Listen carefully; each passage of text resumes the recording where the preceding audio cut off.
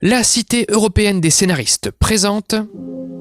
On aide à l'avance des films qui ne peuvent pas entièrement se reposer sur le marché. Donc les films purement commerciaux qui peuvent marcher sans avance, généralement on va commenter en disant que c'est de qualité, etc. Mais à la fin on dit c'est un gros budget, c'est populaire, c'est très casté, ça va marcher tout seul, c'est bien, mais ça n'a pas besoin de nous. L'avance sur recette et le scénario.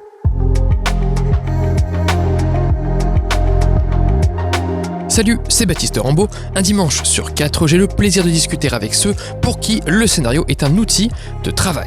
Qu'ils soient techniciens ou employés de bureau, qu'ils interviennent en pré-prod, en prod ou en post-prod, à chaque métier, son rapport particulier au texte. Il faut quand même savoir qu'à l'avance sur recette, on est le reflet de ce qu'on nous propose, et ce qu'on nous propose est souvent le reflet de ce qui se passe dans la société.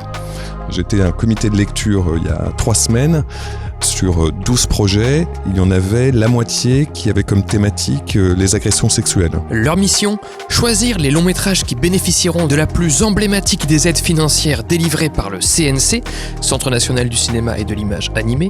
Dans ce 9e numéro hors série du podcast, la parole est à des membres, ou anciens membres, des commissions de l'avance sur recette. Quel est leur rapport au scénario ?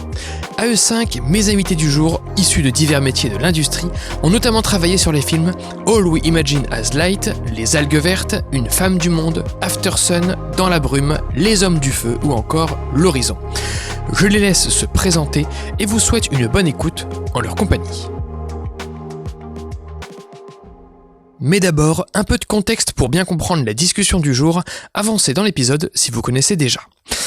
Placé sous l'autorité du ministère de la Culture, le CNC cumule plusieurs missions parmi lesquelles soutenir financièrement la filière audiovisuelle, cinéma, télévision, jeux vidéo, nouveaux médias, animation, etc. Ainsi, le CNC propose des dizaines d'aides financières différentes, chacune répondant à un besoin spécifique relatif à un métier particulier dans un contexte précis. Exemple, aider les petits exploitants à moderniser leurs salles de cinéma, aider les ayants droit à numériser leurs films cultes dits de patrimoine, ou encore aider les distributeurs à promouvoir des films indépendants adressés au jeune public. Et s'il y a bien une aide du CNC que les porteurs de projets connaissent bien, c'est celle de l'avance sur recette, si connue d'ailleurs qu'on peut avoir tendance à réduire ou confondre l'ensemble des aides financières du CNC, voire l'ensemble des missions du CNC, à cette seule aide de l'avance sur recette. Et pour cause, créé en 1960 en pleine nouvelle vague, le mouvement cinématographique ayant notamment ancré notre culture de l'auteur-réalisateur, du film d'auteur, l'avance sur recette vise à renouveler notre création cinématographique en soutenant en particulier la réalisation de films indépendants qui s'écartent des normes commerciales. Pour faire simple, l'avance sur recette du CNC offre l'opportunité à n'importe lequel d'entre nous de prétendre à la concrétisation de son film, même si on n'en a encore jamais fait, même si on n'habite pas Paris, même si on ne connaît personne dans le milieu, même si on n'a pas fait telle ou telle école, même si notre film est expérimental et sans acteur connu, etc., etc. Bref, tout le monde peut candidater à l'attribution de l'avance sur recette, j'ai bien dit candidater, car la décrocher est une autre histoire, on va y revenir, laquelle avance sur recette favorisera ensuite nos chances de trouver le reste du financement, un coup de projecteur donc, en plus d'un coup de pouce. Cette aide s'organise en 3 commissions, aussi appelées collèges, l'ASR 1, l'ASR 2 et l'ASR 3. Je vous les détaille car on va beaucoup en parler aujourd'hui et car leur distinction est importante. Le collège ASR 1 attribue l'avance sur recette au premier film, donc au projet dont le réalisateur ou la réalisatrice n'a pas déjà fait de long métrage avant, ce sera leur premier. Le collège ASR 2 attribue l'avance sur recette au 2e et 3e film, donc dont les réals n'ont pas plus d'1 ou 2 films à leur actif. Et enfin, le collège ASR 3 attribue l'avance sur recette au 4e film et plus, donc aux projets dont les réals ont déjà plus de 2 films à leur actif. Si je peux me permettre cette analogie, l'idée étant la suivante, chacun boxe dans sa catégorie. En effet, si pour votre potentiel premier film, vous candidatez en même temps que, au hasard, Ducournau ou Audiard ou Clapiche, votre projet aura peu de chance face au leur de décrocher l'aide, sans compter que ça limiterait l'ambition affichée de cette aide, à savoir de renouveler la création. Ensuite, chacun de ces 3 ASR fonctionne de la même façon. Ils sont composés de 5 membres titulaires et de 2 coprésidents, donc 7 votants en tout, nommés par le CNC, renouvelés tous les 2 ans, issus de diverses professions de l'audiovisuel et qui arbitrent en 2 étapes. Première étape d'abord, le comité, qui consiste à faire un premier tri des projets candidats sur la seule base de leur dossier. Puis deuxième étape, la plénière, où les porteurs de projets présélectionnés en comité sont invités alors à défendre oralement leur candidature. Donc on reprend 3 collèges ou commissions, les ASR 1 à 3, distinguant l'expérience des réalisateurs et réalisatrices candidats, et au sein de chacun de ces 3 collèges, 2 étapes de sélection, d'abord le comité sur dossier, puis la plénière à l'oral. Évidemment, il y a plein de subtilités administratives dont je vous invite à prendre connaissance sur le site dédié du CNC, lien en description. J'en précise encore 2 nécessaires à la compréhension de l'échange qui arrive. Premièrement, quand des membres titulaires manquent de temps pour siéger à la commission, ils sont alors remplacés via une réserve de membres suppléants, ayant pour spécificité de n'être associés à aucun des 3 collèges en particulier.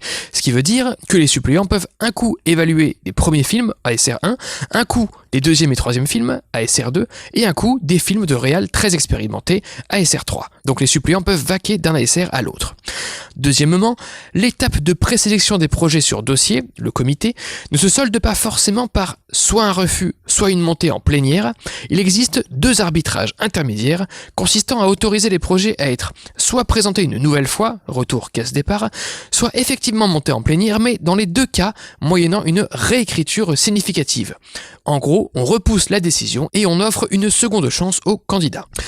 Pour composer la table ronde du jour, enregistrée en décembre 2024, j'ai ainsi fait appel à des membres ou anciens membres des commissions de l'avance sur recettes, certains titulaires, d'autres suppléants. Par ailleurs, pour que la diversité des prises de parole reflète aujourd'hui au mieux celle des siégeants à cette aide, on a rassemblé à la fois un distributeur, un producteur, une comédienne, une réalisatrice et un scénariste. Je précise que le CNC, dans un souci de neutralité, n'a pas souhaité participer lui-même à cet échange et que par ailleurs je n'ai pas invité de président de commission, seulement des, entre guillemets, simples membres. Voilà, avant de les laisser se présenter et échanger, il me reste à vous rappeler que l'offre de formation continue S comme scénario de la Cité européenne des scénaristes se poursuit. Si vous souhaitez par exemple, au hasard, devenir vous-même formateur ou formatrice en écriture audiovisuelle, entre autres, en précisant que les formations de la Cité sont dispensées par des experts de leur sujet et peuvent être prises en charge par l'AFDAS. Lien en description pour en savoir plus. Sur ce, bonne écoute. Mathieu Delosier, je suis scénariste et réalisateur. J'ai coécrit le long métrage Dans la brume avec Romain Duris et je prépare mon premier long métrage qui s'appelle Sacrifice. Ok, tu as donc siégé à la commission. J'étais membre suppléant pendant 2 ans, 2021-2023 je crois, quelque chose comme ça. Ok. Et donc je suis passé dans les différents collèges. Alexis Mas, je suis distributeur, je dirige Condor Distribution. Et je suis membre suppléant aussi de l'avance sur recette, encore actif depuis 2 ans. Et les 2-3 derniers films de Condor, juste qu'on se fasse... Le dernier, c'était All We Imagine As Light, le Grand Prix de Cannes, Payal Capadia. Cécile Ducrot, je suis scénariste et réalisatrice. Et donc, je suis membre titulaire de l'avance sur recette premier collège. Donc moi, j'ai pas basculé dans je n'ai vu que le premier collège. Mes dernières réalisations, c'est Une femme du monde, mon premier film, et une série qui s'appelle L'Opéra, pour laquelle j'ai fait 2 saisons pour ECS. Marc-Antoine Robert, producteur de cinéma, 247 films et 247K maintenant. J'ai produit récemment le film de Charlène Favier qui sort fin avril sur Oksana Chatko, fondatrice des Femmes. Et là, je viens de terminer le tournage d'un premier film de Pierre Mazingarbe. Je produis également des séries avec 247K et des unitaires télévisuels. Et alors, comme je suis le plus vieux ici, je pense, moi, j'ai été titulaire au premier collège, mais ça doit faire 8 ans. Ok. Et maintenant, je suis suppléant depuis 1 an, ce qui me permet de naviguer de collège en collège. Bomoudani, je suis comédienne scénariste. J'ai été membre titulaire de l'ASR 1 de 2019 à 2021 et j'ai coécrit un long métrage qui s'appelle L'Horizon. Pourquoi et comment avez-vous rejoint l'avance sur recette la première fois ? Il y a une sorte de respect dans le CNC, ils cherchent des panels de métiers différents, un peu comme on est là autour de la table.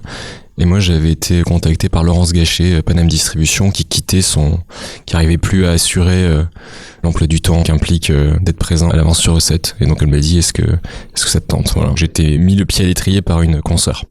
Je vais poser pas mal de questions parce que comme je sais que c'est chronophage, faut avoir un peu de temps et se dire aussi qu'on rend un peu service à tout le secteur. Et donc, je voulais connaître beaucoup ce que ça impliquait, le degré de liberté qu'on avait de quitter si jamais je me rendais compte que c'était un peu non compatible, voilà. Moi, c'est Raphaël Garcia qui était la chef du département de l'aide sélective, je crois, et qui maintenant a changé de poste, qui m'a contactée. Et effectivement, moi, ça m'intéressait de voir un peu de l'intérieur comment se font les débats, quels sont les projets, surtout pour la SR1, c'est-à-dire les premiers films.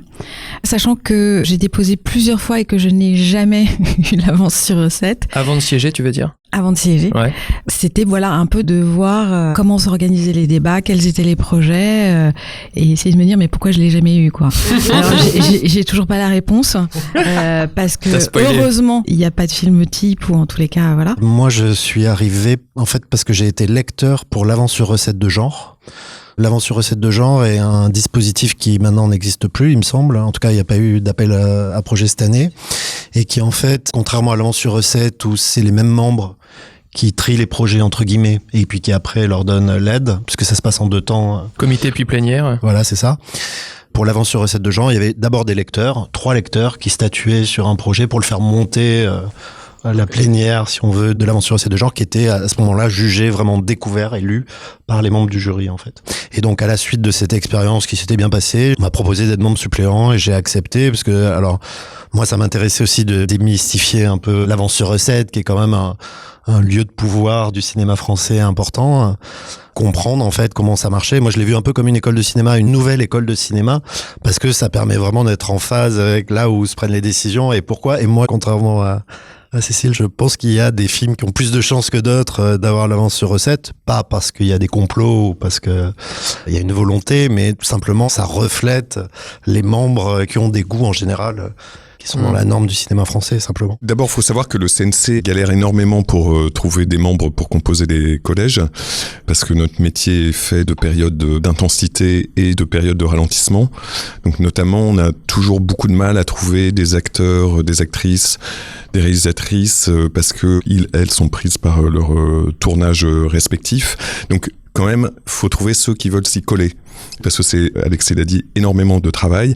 Alors moi, juste pour l'anecdote, j'avais produit un film de Fabrice Gobert, un premier film qui s'appelle Simon Werner a disparu, et qui n'avait pas eu l'avance sur recette ni avant, ni après réalisation, alors qu'il avait été à un certain regard à Cannes. Donc j'étais pas content, comme tous les producteurs qui n'ont pas d'avance. Mais là, je trouvais ça un peu raide, et on m'a dit, un peu comme toi, si t'es pas content, t'as qu'à venir voir comment ça se passe. Pareil, c'était pour comprendre pourquoi tu l'avais pas eu aussi, ça, c'est drôle ça. Non, mais je trouvais ça, moi j'ai toujours apprécié l'idée de l'engagement collectif, chacun doit un peu porter un bout de la croix de notre secteur et y consacrer du temps. Donc ça, c'est, pour moi, à titre personnel, c'est très important. Et puis, vivre ces débats, c'est l'un des poux qu'on prend de la production de films en France. Donc c'est aussi une façon de rester en contact, d'être là, découvrir de nouveaux talents, participer au débat, bien évidemment. Mais il y a un intérêt personnel dans lequel on se retrouve. Alors moi, c'était parce qu'ils étaient en plein recrutement d'une nouvelle session. Du coup, j'ai passé un entretien avec Raphaël, enfin un pseudo-entretien pour savoir où j'en étais, ce que je faisais, ma vision aussi du cinéma, du scénario, etc. On venait juste d'avoir, nous, l'avance sur recette par rapport au film dans lequel j'avais travaillé. Donc du coup, moi, je voulais savoir, au contraire, pourquoi et comment le fonctionnement de l'intérieur, comment ça se passait au niveau des délibérations, etc., des prises de décision, et surtout casser peut-être ce mythe aussi de l'entre-soi, de comment vraiment ça se passe de l'intérieur, est-ce que y a de la manipulation, enfin c'était vraiment pour être la petite souris. Okay. Et d'un autre côté aussi, c'était une forme d'apprentissage aussi, parce que je me sentais pas assez légitime pour avoir ce statut de scénariste, parce que j'ai l'impression que j'étais un peu une usurpatrice, moi je peux pas passer par une école classique, etc., je suis vraiment entrée dans le tas. Quelle impression vous ont laissé vos premières lectures et vos premières délibérations ? Moi, il y a un truc qui m'a sauté aux yeux dans mon rapport d'étonnement pour mes premières lectures, c'est qu'en fait, il y a vraiment pas de filtre sur les projets reçus. Dans les sections de lecture, il y a une répartition que fait l'équipe du CNC en différents comités de lecture, mais on n'écarte pas des projets a priori. Et donc moi, j'avais été frappé par me retrouver des projets quasi amateurs, c'est-à-dire autoproduits, parfois vraiment artistiquement très compliqués. Et j'étais étonné qu'il n'y ait pas un œil du CNC qui dise non mais ça a zéro chance, on l'enlève quoi. Et non, en fait, ils se font quand même une règle de ne rien écarter à la source. Ça m'avait beaucoup surpris. Moi, ce qui m'a frappé, et ce qui me frappe encore, c'est que quand le comité est composé de professionnels aguerris, ce qui n'est pas toujours le cas, compte tenu des difficultés de recrutement qu'on évoquait, le CNC fait appel à des sphères culturelles périphériques. Et donc, on a des lecteurs qui sont un peu moins professionnels que d'autres, mais quand on est avec des lecteurs professionnels, les bons scénarios émergent très facilement. Ah, ok. La qualité est rare. Quand il y a 2 scénarios qui sont vraiment très très bons, tout le monde les voit. Et en fait, les débats se font plus sur la 3e place, où il peut y avoir des scénarios très clivants et c'est intéressant aussi. Mais moi, vraiment, ce qui me frappe, c'est ça. Il y a souvent un consensus rapide autour des projets qui se distinguent, parce que c'est rare. Par métier périphérique, tu entends par exemple des journalistes qui vont siéger ou ça va être des...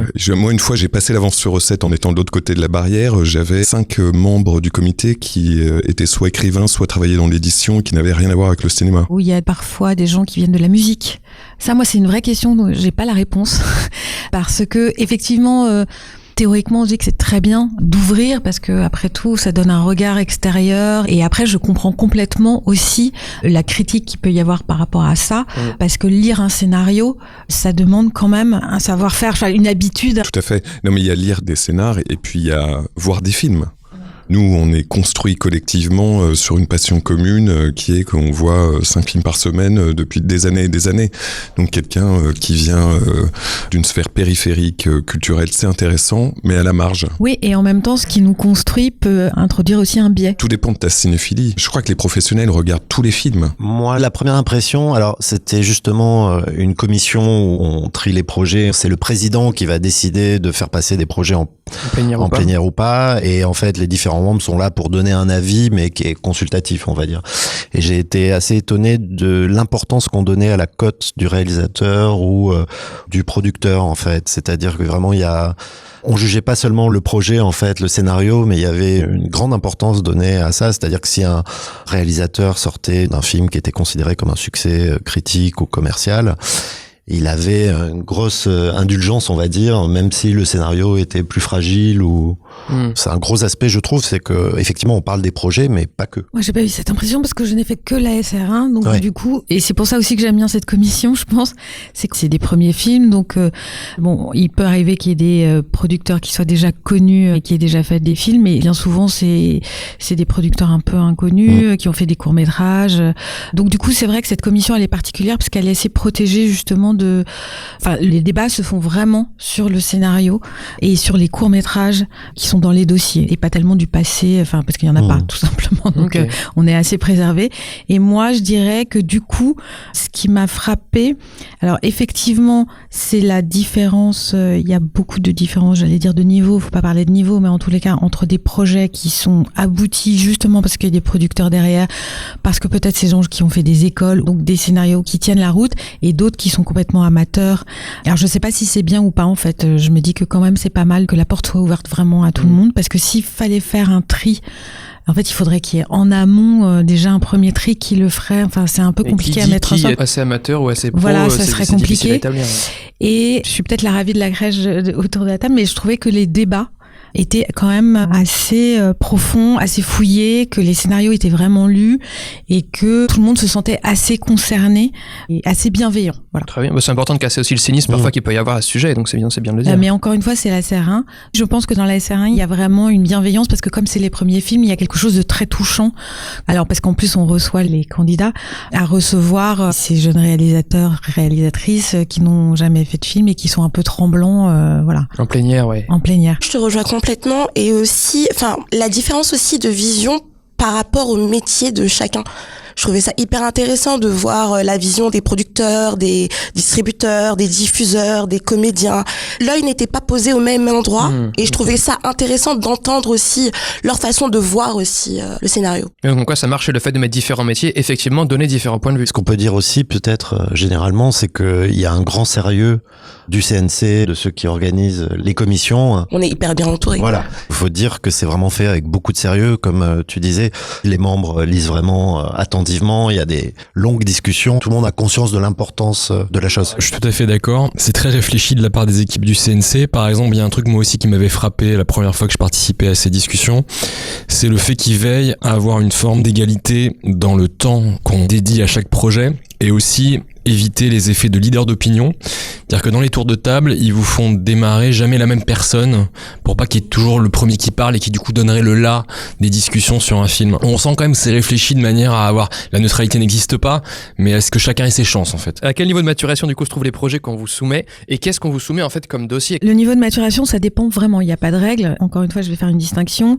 À la SR 2, 3 et 4, c'est des projets qui sont très très réfléchis parce que c'est des réalisateurs et réalisatrices qui ont déjà tourné, etc. Donc l'enjeu est très fort. Donc il y a des producteurs forcément derrière. Voilà. À la SR 1, c'est vraiment...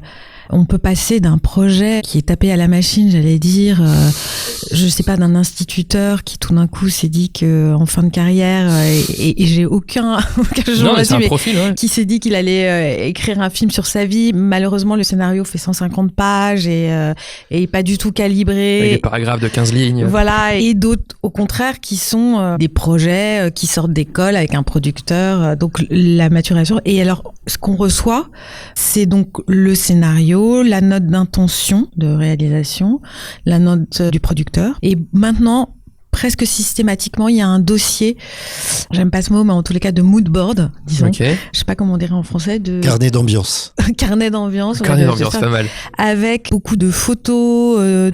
Voilà, il y a les liens aussi des courts-métrages. Voilà, ça c'est important. Mais alors, le mood board, pour ceux qui en parlaient, est pour moi une question. Enfin, je sais pas si c'est bien ou pas de le faire, parce qu'en général, ce qui se passe beaucoup, c'est qu'on prend des photos de films qui racontent l'ambiance, sauf que c'est un peu Noël, quoi. C'est-à-dire qu'on va prendre les photos d'un film de Cronenberg, d'un film de toutes les références.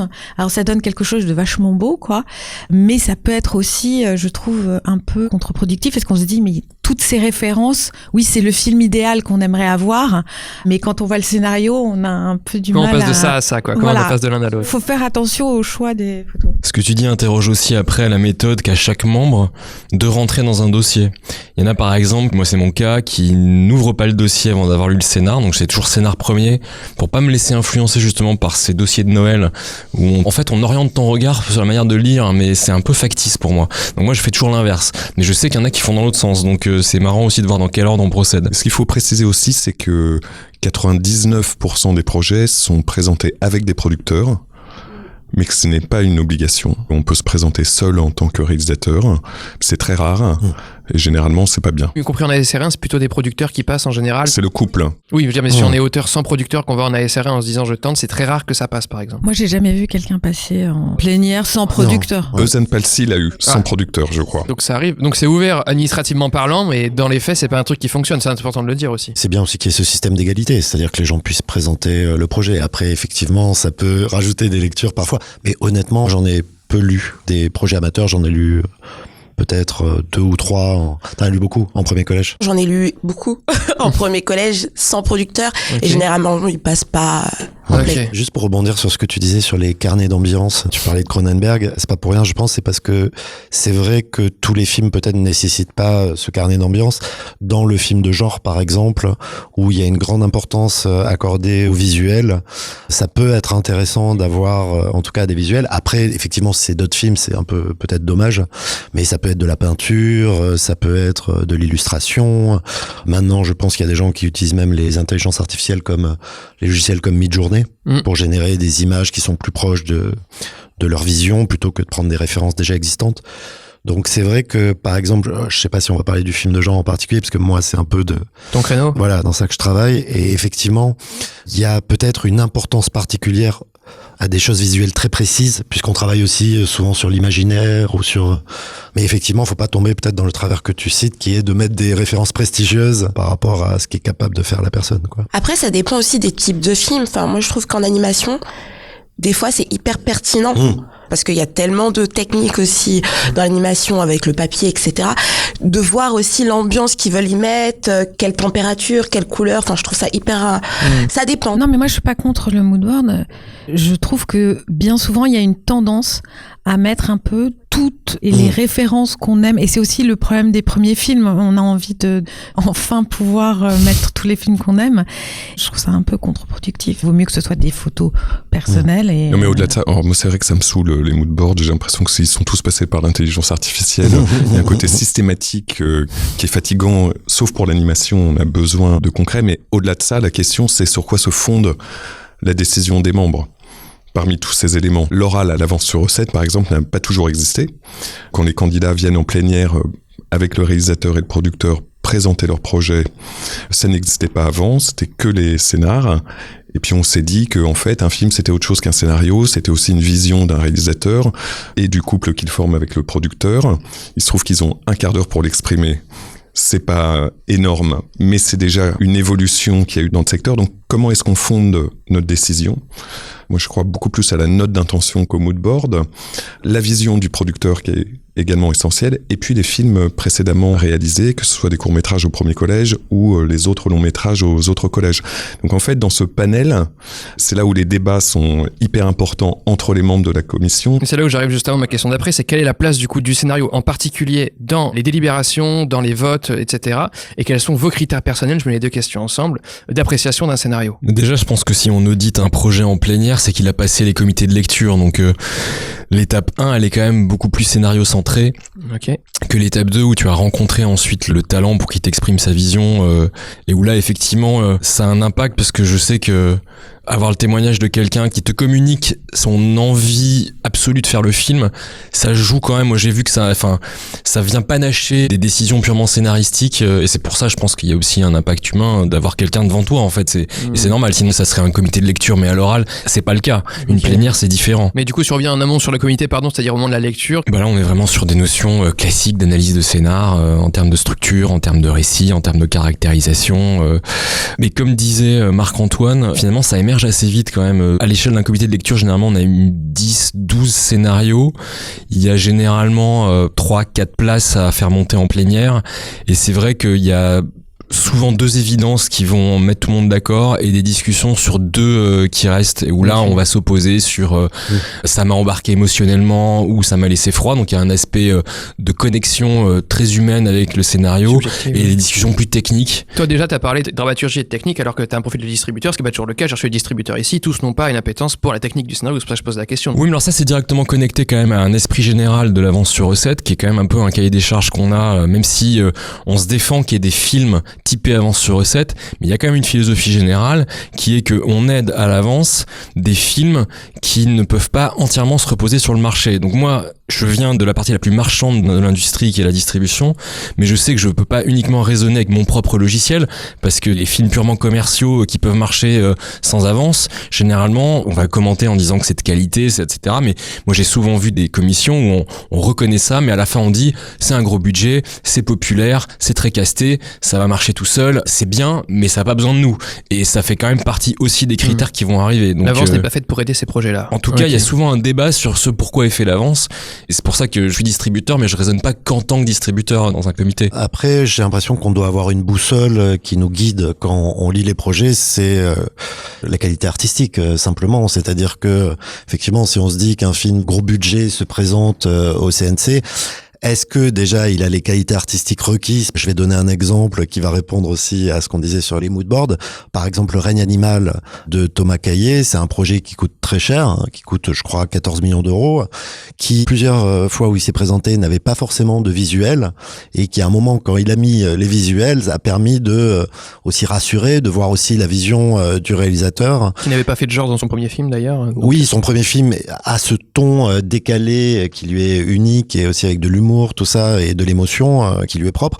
Mais c'est vrai que quand il fait Le règne animal, qui est une proposition très très forte et unique dans le cinéma français, je pense le fait qu'il y ait des illustrations faites pour le film, personne ne s'est dit c'est un gros budget donc on va pas l'aider. Donc je pense qu'il faut aussi garder cette boussole de est-ce que c'est une proposition artistiquement intéressante, est-ce que c'est quelque chose qu'on n'a pas vu, qu'on pense que ce réalisateur peut défendre. Et pour le coup, Thomas Caillet, il avait une cote, comme je le disais tout à l'heure, qui était très très haute, vu son premier long qui avait eu le César et qui avait eu un succès public. C'est très variable, mais c'est vrai qu'on lit aussi des projets très grand public, et des fois qui sont pas du tout qualitatifs aussi, des choses qui sont vraiment une V1 ou une V2, et on sent que c'est quelque chose dont je voudrais peut-être parler. C'est le fait aussi qu'il y avait Dominique Boutonnat qui était venu au CNC pour présider, et qui avait cette volonté, en tout cas dans ses discours, qui était une volonté affichée, d'aider l'industrie au niveau international, de favoriser les gros projets, tout ça. C'est peut-être ça qui a fait un espèce d'appel d'air, où il y avait des projets projets très grand public, très chers, qui sont venus au CNC. Mais après, nous, on doit garder une espèce de boussole en tant que membre et peut-être une éthique de comment on lit les projets, qu'est-ce qu'on regarde, et on n'est pas là pour aider l'industrie. En tout cas, moi, je le vois pas comme ça. Je le vois comme on est là pour aider des propositions différentes à émerger et de qualité. Mais je pense qu'il y a une différence aussi, enfin moi pour la SR1, entre le comité de lecture et la plénière. Ouais. La vision de la lecture n'est pas la même. Enfin, moi, c'était plutôt le comité de lecture où je regardais beaucoup plus la structure, etc. Enfin, comment c'était écrit. Et en plénière, comme on était généralement qu'avec des projets qui étaient assez bien construits, c'était beaucoup plus la sensibilité que j'y mettais.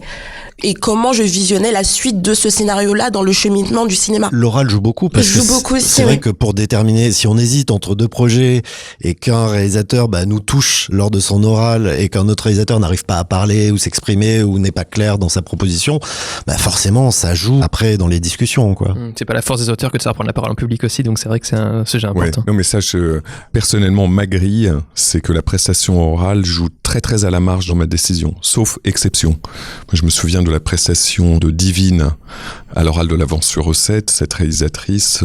Ouja Benyaminia, je crois. Ouais, elle emportait tout sur son passage et le scénario était avec plein de points d'interrogation. Elle avait aussi fait des films très intéressants avant, mais donc ça c'est vraiment une exception. À mon échelle, la prestation orale joue très à la marge, c'est je dirais 80% le scénario et les 20% c'est un assemblage de la cohérence. Moi j'aime bien la cohérence des projets, la cohérence d'une trajectoire. Quand on est avec des réalisateurs plus confirmés, la capacité à sortir de leur zone de confort, c'est-à-dire faut pas qu'au 3e collège les réalisateurs fassent tout le temps le même film, ou que l'Avance sur recette aide systématiquement le même genre de film d'un réalisateur. Et puis les films précédents, c'est très important pour se projeter dans la capacité à mettre en image le nouveau projet. Avec un risque parfois de déterminisme, de se dire que ce serait forcément comme le précédent, alors qu'il y a des filmographies qui évoluent d'un film à l'autre. Enfin, j'imagine qu'il y a aussi le risque, dès qu'on met des choses avant, de se dire ça va être peut-être trop pareil ou j'en sais rien. Est-ce que ce serait pas mieux, c'est une question que je pose comme ça, des fois d'avoir juste le scénario. Non, moi je pense qu'il faut absolument avoir autre chose que le scénar. On est quand même dans un métier on est comme ça en France, c'est les réalisatrices et les réalisateurs développent leur vision, elle est essentielle. Avoir les courts-métrages au premier collège, les films précédents sur les autres collèges, c'est des éléments essentiels. Avoir des notes d'intention, c'est des éléments essentiels, même si à l'arrivée pour moi, c'est souvent le scénario qui prime. Moi, je rejoins, c'est le scénario, sachant qu'on sait que le scénario, c'est un outil, on sait quand même le lire, mais je rejoins Alexis sur la dramaturgie, sur la conduite de l'histoire, les personnages, etc. Après, moi, sur l'oral, pareil, je pense que moi, ça joue peut-être un petit peu plus. Ce que j'aime bien voir, c'est le tandem, en fait, qui est proposé d'un réalisateur et son producteur, réalisatrice, voilà. Productrice, ouais. De voir leur complicité, de voir comment chacun prend la parole. En général, on voit assez rapidement si ça fonctionne ou pas. C'est étrange de dire ça en un quart d'heure, mais en tous les cas, parce que bon, quand même, un film, c'est une aventure au long cours, et on sait que l'alliance entre le producteur et le réalisateur va être essentielle. Et donc, de voir ça, je pense que c'est vraiment important. De voir aussi, effectivement, l'enthousiasme. Enfin, c'est très touchant, en général, quand même, de voir les gens s'exprimer sur leur film. Et après, l'autre critère, moi, c'est aussi un critère très simple, c'est est-ce que moi, j'ai envie d'aller voir ce film en salle, quoi. Et aussi, pour la SR1, c'est quand même les courts-métrages. C'est essentiel. Et d'ailleurs, il y a quand même des fois des dossiers qui sont présentés sans court-métrage. Et ça, je sais que souvent, on a du mal à comprendre. Mais après, le court-métrage peut être complètement raté. Ou très simple, ça peut être une scène. Il n'y a pas besoin de... Ou amateur des fois, ou forcément produit Non, ça peut être... Là, je suis en train d'en lire en ce moment. Il a mis une scène. Voilà. Je sais pas si c'est amateur ou pas. C'est pas si amateur que ça. Mais en tous les cas, il n'y a pas une débauche de moyens. Mais en tous les cas, on arrive à voir la mise en scène, en fait. La difficulté, c'est d'objectiver des projets artistique où la subjectivité prend une place énorme. Je rejoins aussi ce que disait Alexis tout à l'heure. On ne lit pas un scénario de la même façon selon la casquette que l'on met, c'est-à-dire en tant que spectateur, en tant que professionnel, producteur ou distributeur, ou en tant que lecteur de l'Avance sur recette. Notre sensibilité personnelle, elle joue et elle est importante, mais l'objectivisation dans le débat des arguments pour dire ça c'est bien, ça c'est pas bien, elle est pour moi essentielle. Et c'est pour ça qu'on se repose souvent sur le scénario, et que pour moi il a une telle importance. Alors même si ensuite on va nous dire ouais mais vous avez vu tel film, il a eu l'Avance sur recette, c'est n'importe quoi. Mais en théorie en tout cas, ce qui nous permet d'objectiver nos discussions, c'est quand même des éléments concrets de construction scénaristique. Revenir au scénario. Voilà, revenir au scénario. Okay. Même si, en effet, sur les courts-métrages, on peut aussi objectiver la qualité d'une mise en scène. C'est un élément, mais qui est toujours un peu plus imprécis, un peu plus compliqué dans le débat. Mais pour moi, c'est là. Alors que le scénario, il est là, il n'y a pas le découpage, mais il y a le scénario, quoi, typiquement. Il y a un cas particulier dans cette histoire de prégnance du scénario, c'est aussi pour le genre documentaire. Il y a beaucoup de documentaires qui candidatent à l'avance sur recette.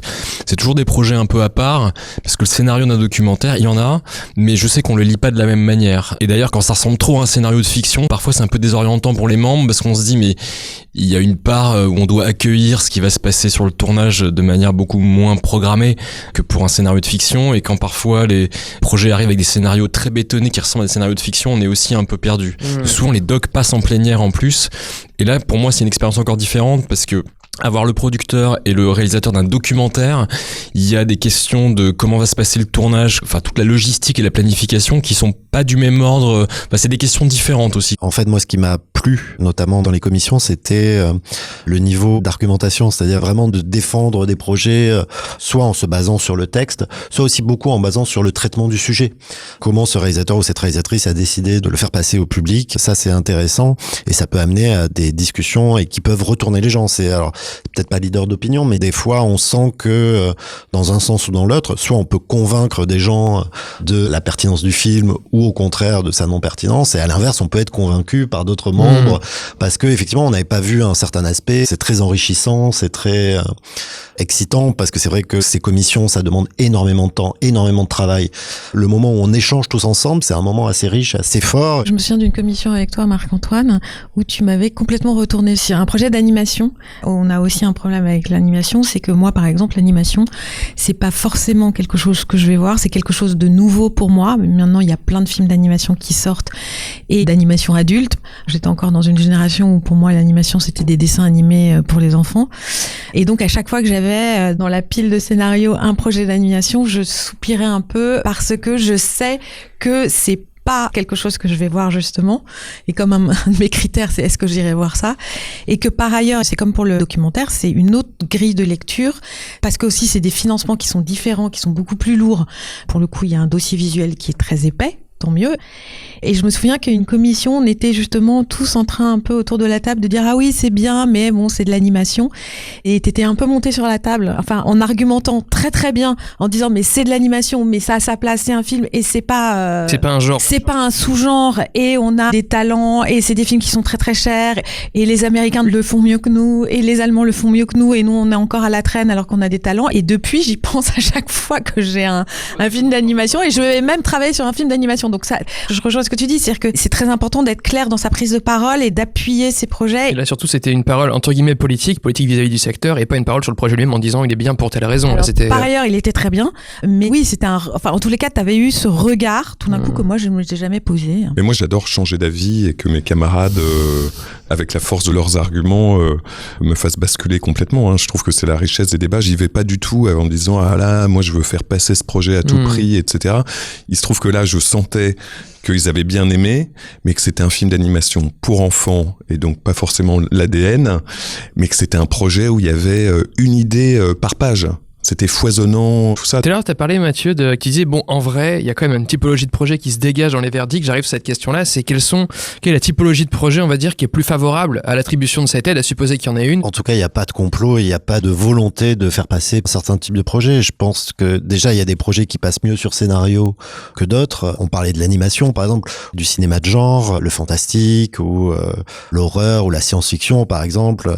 Il faut se projeter dans quelque chose qui n'existe pas, et ça peut faire peur, où on peut se dire est-ce qu'on peut le faire, c'est casse-gueule, ou ça va être raté. Il y a des a priori quand même. Moi je me souviens qu'en commission par exemple j'avais lu un scénario qui était assez abouti, d'un polar un peu à la James Gray, et il y a un des membres qui avait dit c'est intéressant mais pourquoi il en a fait un polar? Et alors voilà, ça par exemple, j'ai trouvé que c'est une réflexion qui était très étrange. On sentait parfois des a priori dans la société, il y a juste des genres qui sont plus valorisés. Par exemple, regardez en littérature, il y a la littérature blanche, et puis il y a le reste qui est considéré comme du genre, qui peut être du polar, tout ça, et qui est des fois vu comme un sous-genre. Et donc il peut y avoir des a priori, mais de la même manière. Donc moi j'ai l'impression que naturellement ça reflète les goûts globalement des membres. Donc souvent il y a des drames sociétaux quand même. Par exemple les comédies d'auteurs, elles sont souvent plus fragiles parce que moi, j'ai l'impression que les gens, quand ils sont plus touchés par un drame, ils trouvent plus important de défendre ce drame, soit l'émotion du film, soit le sujet du film. Et que, par exemple, une comédie d'auteur va parler de choses peut-être plus fragiles, peut-être moins importantes. Mais sur les 3 commissions, t'as cette sensation-là? C'est une vraie question. Alors, je t'avoue que je différencie pas forcément les commissions, parce que moi, je les vivais, je me disais pas, là, je suis en ASR1 ou en ASR2.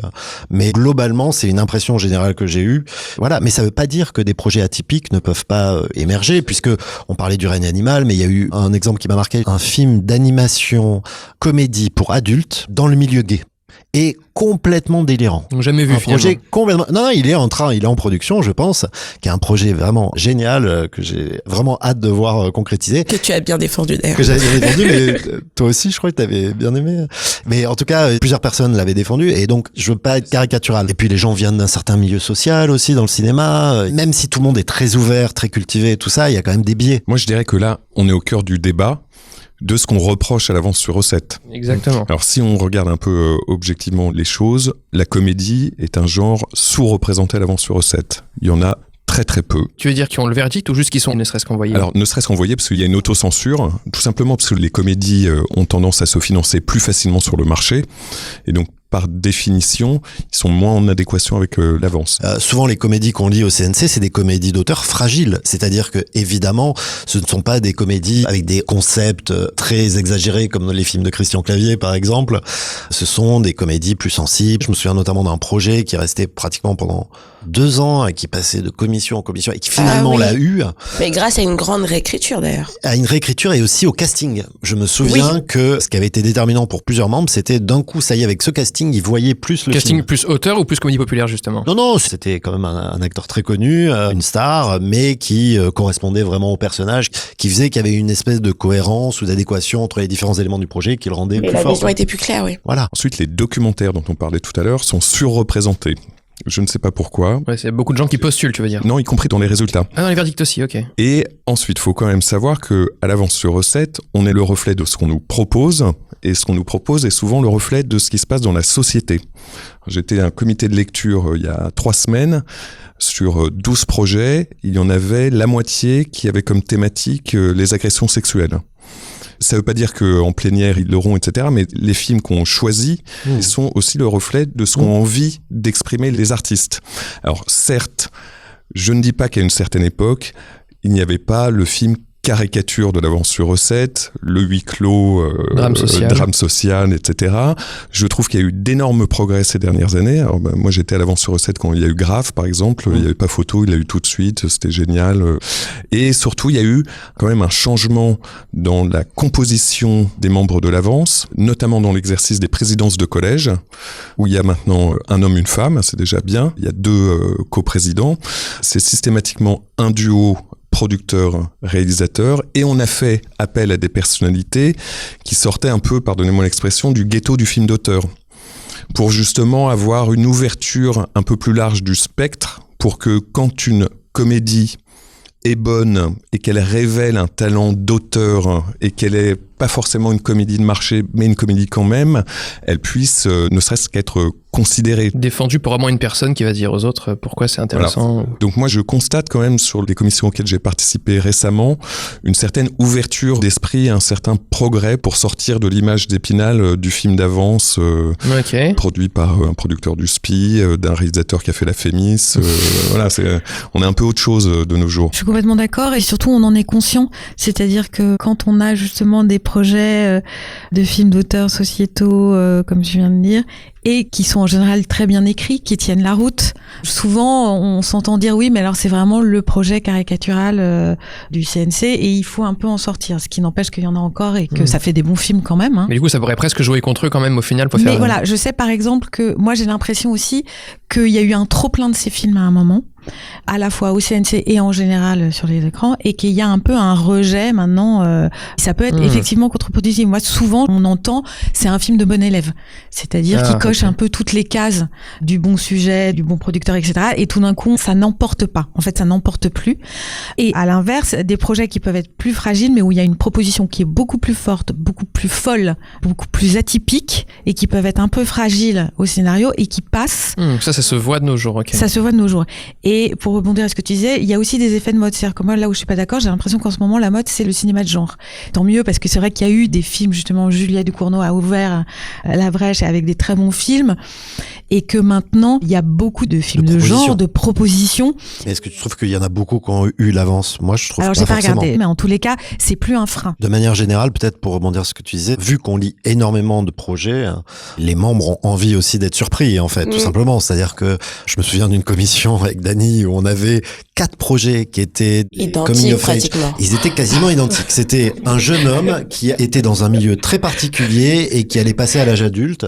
Et il y en avait un qui était dans le monde du motocross, un dans la tauromachie. L'un, des jockeys, je crois. Oui, jockey, qui l'a eu d'ailleurs. Il y en a 2 qui l'ont eu d'ailleurs. Que des coming of age à chaque fois. Oui, et à chaque fois c'était avec un jeune homme dans un milieu très particulier et il y avait les mêmes éléments, c'est-à-dire qu'on pouvait remplacer les taureaux par les motos et on rigolait entre nous. Mais au final, bon, il y en a un quand même qui l'avait eu lors de cette commission et beaucoup plus tard, je crois 1 an après, un deuxième avait été réécrit et l'avait eu aussi. Et juste ce qu'il a eu, est-ce que c'est relatif justement à la qualité de son écriture et de son scénario? Non, mais à chaque fois, faut pas être caricatural. À chaque fois, ce sont des bons scénarios quand même. Moi, je rejoins complètement ce que tu as dit, Cécile. L'impression que j'avais, c'est même pas moi, c'était l'ambiance un peu du comité qui attendait des fois des scénarios de qualité, mais avec quelque chose d'atypique. Et j'avais l'impression que c'était ces scénarios-là qui se tiraient du lot, même s'il y avait certaines fragilités. En tout cas, c'était quelque chose qui nous sortait de l'ordinaire, nous sortait d'une certaine mode qui s'installait, parce qu'on avait des modes comme ça où ça parlait de la trentaine, après on parlait du confinement, enfin il y avait des trucs un peu comme ça. Enfin moi j'étais vraiment au moment du confinement, donc du coup il y avait des scénarios à huis clos. C'était l'enfer, ça.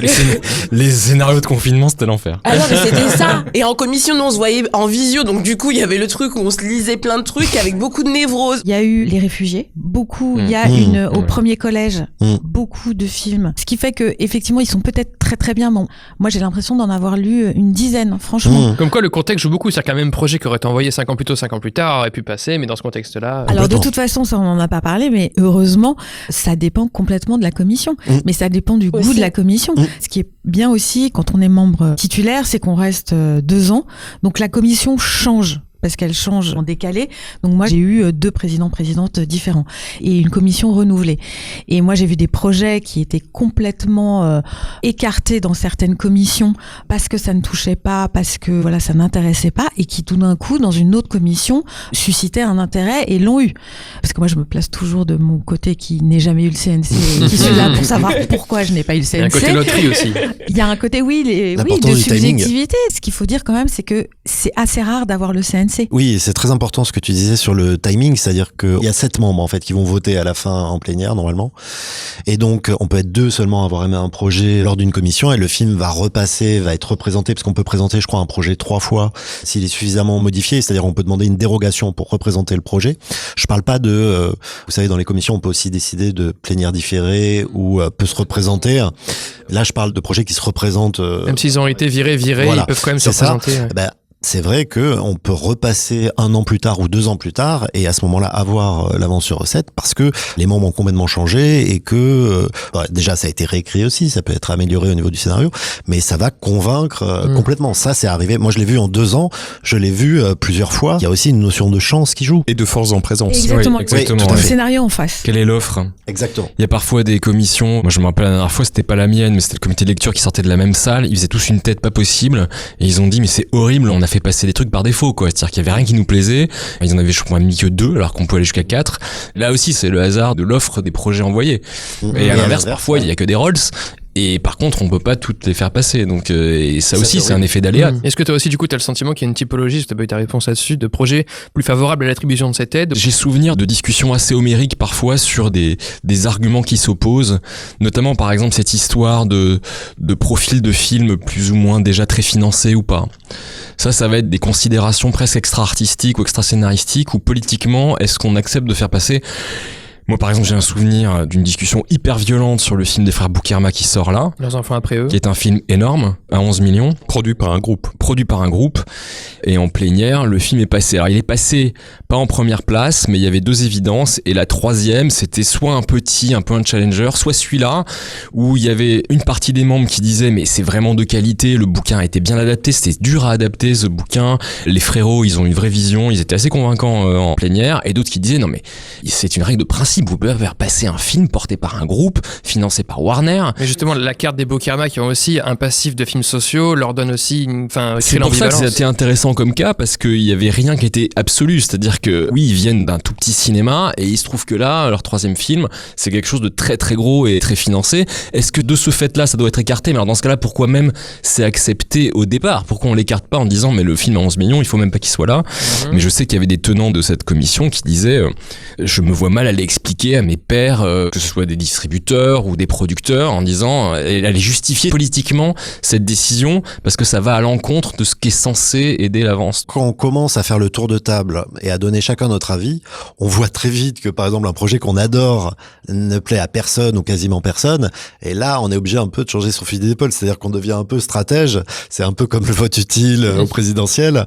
Si on n'est que 2 à un projet, on sait que de toute façon il aura jamais l'avance, donc on se reporte peut-être dans nos votes, puisque en fait lors du vote qui est anonyme, donc on vote pour en général 2 projets, sachant qu'il peut y en avoir 4 qui ont l'avance, 3 ou 4. Donc on va voter pour 2 où on sait que on peut faire basculer aussi le vote, c'est-à-dire que un qui a plu à moins de gens, on va peut-être même pas voter pour lui parce qu'on sait que c'est mort d'office. En tout cas, moi ça m'est arrivé de penser comme ça pour me dire que cet autre projet qui risquait aussi de pas passer, je voulais vraiment qu'il passe. Je pense que voilà, on veut tous défendre une proposition artistiquement on trouve forte et intéressante, quoi. Qu'est-ce qui fait le plus débat en général sur le scénario, au sujet des scénarios? Parfois ce qui revient c'est ce qu'on appelle les clichés, alors qui sont des codes parfois qui ont été trop utilisés. Comme on lit beaucoup de scénarios, il y a beaucoup de propositions, on a envie d'originalité, on a envie d'être surpris, on n'a pas envie de commencer à lire un texte et de se dire voilà, ça y est, j'ai lu 10 pages et je sais exactement la fin, comment ça va se finir. Mais après, les clichés dépendent de la sensibilité de chaque membre. Moi, je sais qu'il y a un projet qui était passé que je ne citerai pas, que je n'ai pas personnellement apprécié parce que je trouvais qu'il était bourré de clichés, mais d'autres membres, pour eux, c'était pas du tout cliché parce qu'ils ne connaissaient pas ce milieu-là, etc. Moi, j'aime bien qu'on discute de l'équilibre entre le récit purement dramaturgique et ce qui est autour. J'explicite un peu plus. J'ai l'impression que sous prétexte qu'on est à l'avance sur recette, les scénaristes mettent le sous-texte avant le texte, mettent les émotions sensorielles avant le récit. Ça crée pour moi d'énormes problèmes parce que ça fait des répétitions, on a l'impression qu'il se passe pas grand-chose, on a des films très ennuyeux et moi j'ai tendance à mettre ça au cœur de la discussion. Ok, donc quand des fois on est plus on va dire, sur le contemplatif ou sur le sensoriel que sur raconter l'efficacité dramaturgique. Voilà, mais ce qui n'empêche pas, j'ai adoré All We Imagine As Lights où le scénario est plus derrière et les sensations sont devant, donc je suis pas fait de marbre. C'est un débat qui t'intéresse en tout cas. Oui, tout à fait. Moi c'est les personnages, enfin quand on dit ça on n'a pas dit grand chose, mais de pouvoir comprendre que le personnage ou les personnages principaux ne soient pas trop opaques, parce que des fois ça arrive souvent où à la fin du scénario je n'ai pas réussi à comprendre les intentions, et voilà, d'être entraîné et d'être ému ou amusé par les personnages principaux. Après il y a la cuisine du scénario pour faire passer ça dépend parce que là je suis en pleine lecture de la prochaine commission, je suis en train de lire un scénario, évidemment je ne dirai pas de qui, donc a priori le milieu ne me touche absolument pas parce que c'est un milieu, enfin vraiment très spécifique, qui est complètement éloigné de moi. Quand j'ai ouvert le scénario, je me suis dit oh là là, ça va être compliqué. Et en fait, j'ai été cueillie, j'ai été émue par la qualité de l'écriture, parce que ce personnage, sa trajectoire, ce qu'il rencontre, etc., et tous les trucs de cuisine, encore une fois, du scénario, de comment il arrive à faire les scènes d'exposition du personnage, de ce qu'il rencontre, les conflits, etc., les besoins, machin. Et ça marche. Ouais, moi je suis assez sensible à ce critère-là de la capacité d'immersion. Parce qu'on voit quand même passer une variété d'arènes très différentes et effectivement Ça a beau être 100 pages, c'est quand même court en fait et c'est très économe par rapport à un bouquin par exemple pour vous immerger dans... Et justement, l'arc a un scénario en 3 phrases qui doit être en plus visuel où on sait qu'on doit voir ça à l'écran pour vous immerger dans un milieu que vous connaissez pas. Pour moi, c'est une grande qualité effectivement. Et alors qu'à l'inverse, je lis parfois des scénarios qui sont vraiment ce que j'appelle des films tracts, c'est-à-dire où on sent qu'en fait il y a un message qui doit passer mais qui est presque un message pas de récit mais plutôt soit politique, soit sur un sujet sociétal, etc. Et que tout le reste, enfin tout le scénario est un espèce d'habillage avec des personnages fonctions, avec un récit un peu convenu, parce que le but c'est on sent que l'auteur veut délivrer autre chose qu'une histoire en fait. Parce que je pourrais imaginer une critique qui pourrait être envoyée par des personnes dire oui mais le CNC c'est de gauche donc si jamais il y a un message de gauche ça passe. Ouais mais je parle vraiment des clichés sur le CNC et dire non mais en fait c'est pas une question de il y a un message politique donc ça passe, le message politique ne suffit pas. Mais c'est vrai que comme il y a eu un peu une tendance au film d'auteur en huis clos, sujet société, il y a aussi le film à message. Donc je rejoins complètement ce que tu dis, mais pour le coup ça ne passe pas. Enfin je veux dire, il y a un moment quand c'est un film trop militant ou que finalement ce n'est qu'un prétexte pour une histoire, ça se sent très très rapidement quoi. Et c'est pénible à lire et même si on est d'accord avec l'opinion qui est dans le film. Et si la qualité du scénario ne suit pas. Les membres viennent de milieux différents et ils peuvent avoir des opinions très différentes. Il n'y a pas que des gens de gauche qui siègent, ça c'est sûr. Et on le voit de toute façon dans les discussions, ou même quand on connaît ce que produisent les gens, le cinéma qu'ils font, quoi, tout simplement. Qu'est-ce que le rythme et le volume de projet que vous avez étudié, vous avez beaucoup parlé du temps que ça prend, qu'est-ce que ça implique dans les délibérations, dans l'évaluation? Est-ce que pour vous ça a un poids, le fait de devoir juger autant de projets aussi vite? C'est assez lourd, mais en même temps c'est un engagement, c'est ce que tu disais, c'est-à-dire qu'à un moment on donne de son temps, c'est payé mais c'est pas très bien payé, donc en tous les cas je pense que personne ne le fait pour l'argent. En revanche, le système est assez souple et je pense que c'est la première question que tout le monde pose quand on nous propose de faire partie d'une commission, c'est mais est-ce que je pourrais dire non quand j'ai trop de travail, voilà. Donc c'est assez souple, c'est-à-dire que on peut faire une commission sur 2. En général, quand on sort d'une commission, moi je vais pas en reprendre une dans la foulée, on a 12 scénarios, même parfois 14 à lire, voire 20. Dans Voilà. quel délai? Il y a 1 mois pour le comité et après 1 mois pour la plénière. Plus les courts-métrages à voir, Ouais. plus des fois on n'arrive pas à se faire d'opinion. C'est bien, mais je suis pas sûre, mais donc il faut que je le relise plusieurs fois pour essayer de comprendre pourquoi ça ne m'a pas emballé ou pourquoi au contraire à la deuxième lecture. Donc des fois vraiment, donc oui, ça prend beaucoup de temps. Après, à partir du moment où on dit qu'on le fait, on le fait et puis voilà. Et par ailleurs, je pense aussi, en tous les cas, moi en tant que scénariste ou réalisatrice, ça me sert aussi, c'est-à-dire que de lire des scénarios. Alors, je pense que les producteurs et les distributeurs, vous en lisez énormément tout le temps. Moi, moins, puisque dans mon métier, j'ai pas besoin d'en lire. Moi, cette notion de charge, effectivement, il faut vraiment savoir à quoi on s'engage parce qu'après, je trouve qu'on a un peu charge d'âme, en fait. Moi, je l'ai particulièrement vécu en ASR 1. Quand en plénière, j'ai vu l'état dans lequel arrivent les réalisateurs et les producteurs. C'est-à-dire qu'en fait, ils jouent leur vie, quoi. Sur des films qui sont comme ça, des films de primo-producteurs, où en fait, ils savent que avoir l'avance ou pas, il y a parfois un espèce d'effet de coup près sur le fait qu'ils vont pouvoir financer leur film ou pas. Et moi, quand j'ai vu ça, je me suis dit, ok, donc si je dis oui, il faut que je me démerde à arriver à délivrer. Par exemple, le truc qui, parfois, je me suis retrouvé à avoir sur 10 projets, j'avais bien étagé sur mon mois de lecture 7, et puis il m'en restait 3. Et en fait, c'est le coup de bourre le dernier week-end. Et je me dis en fait c'est pas très juste en fait parce que il faut pas que je bâcle ou que je fasse semblant d'avoir lu etc. Donc maintenant à chaque fois que je dis oui je sais vraiment que je peux le faire parce que sinon il y a un côté je me sens un peu redevable à ces gens pour qui ça compte beaucoup, eux qui ont consacré énormément de temps à ça quoi. Sur 3 ans, j'ai fait tous les comités et toutes les plénières, donc j'en ai lu beaucoup, au moins 500, mais où je me bloquais de toute façon dans mon emploi du temps un temps précis que pour ça, où j'étais baignée que dans ça. Donc du coup, il y avait un truc où à côté, j'avais le temps pour aller regarder des films, et en plus on était en plein confinement, donc c'était une belle lecture. Il y avait du temps pour lire là. J'avais du temps pour lire. De toute façon, ça me passionnait. Enfin, j'ai toujours eu une vraie passion pour le scénario. Ok Marc-Antoine, je sais pas si t'as répondu là-dessus. Parce qu'en tant que producteur, t'as aussi tous les projets à lire à côté aussi. Mais en fait, c'est un muscle. Quand on fait travailler ce muscle depuis le tout début de sa carrière, eh ben, on est un peu plus efficace. Alors ensuite, il y a des stratégies de lecture. Moi, j'ai rien contre les lectures du dernier week-end. Parce que finalement, on les a bien en tête. J'aime pas lire trop en avance. Parce que même si je prends des notes, je suis plus dans l'émotion du truc. Enfin, je pense que chacun sa méthode. Mais en effet, le temps que ça nous demande permet d'alimenter des débats sérieux. Argumenté, passionnant, et comme le disait vraiment Alexis, et cette fois c'est là-dessus, c'est ce qu'on leur doit. Tout à l'heure, tu parlais de la première impression qu'on avait eue. Vraiment, je trouve que les projets sont très lus et ils sont débattus. J'ai jamais vu un projet passer par-dessus. Non, que les auteurs le sachent. Ouais. C'est vraiment fait avec sérieux. Effectivement, ça demande un vrai investissement et c'est pour ça aussi qu'ils ont du mal à recruter des membres. Après, la contrepartie aussi, on peut défendre aussi une certaine vision. Comme je viens du cinéma de genre, je me dis aussi, je peux aller là et pousser en tout cas certains films que je trouve artistiquement intéressants et qui peut-être vont moins plaire à d'autres. Donc il y a aussi cette idée de défendre une vision du cinéma et c'est quand même excitant de tenir le pouls du cinéma à ce moment-là. On découvre des univers qu'on connaissait pas du tout parce qu'il faut dire que les gens qui amènent ces scénarios-là, c'est pour ça que tu disais ils jouent leur vie, c'est parce que souvent ils ont bossé 2, 3, 4 ans sur un projet parfois. Voilà, ils connaissent très très bien leur sujet et s'ils arrivent à le transmettre. Et de déconstruire aussi les clichés que j'avais sur le cinéma français.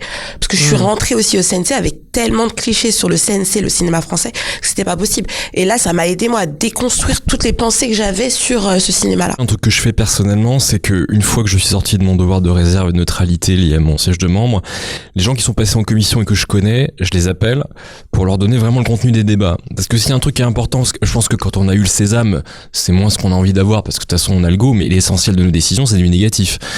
Et même si le CNC fait des retours très documentés avec des verbatims de tout ce qu'on a dit, je pense que c'est bien que parfois un producteur ou un talent sache ce qui s'est réellement dit.